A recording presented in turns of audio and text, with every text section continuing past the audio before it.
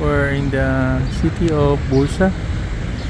No, we just had a 3-hour driving from Istanbul.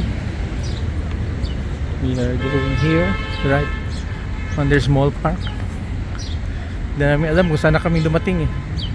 No, but surprised that this city of Bursa was once the capital of Turkey. No, before the Ottoman, this that during the time of the Ottoman, this was considered as the political center, no, of the country.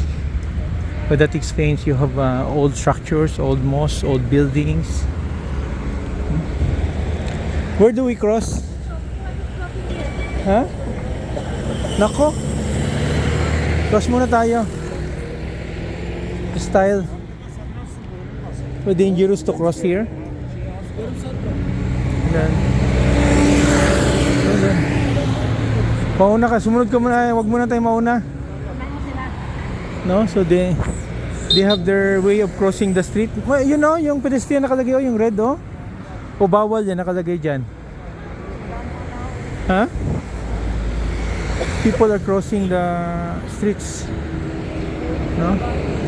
Tingnan namin. Famous to tong place na to sa mga silk, no, textiles, because this is part of yung the old na Silk Road. Panahin mo muna sila, tingnan natin how they cross. No? How they cross. Doon sa nagka-cross yung may pedestrian, doon tayo mag-cross. Wag.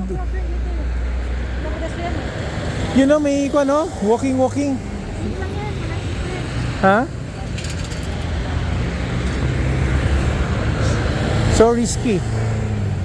Being a driver, I consider that as a risk. Because we're planning to cross this dangerous ito, they're crossing, oh. They're crossing, okay? They're crossing. Okay. Okay.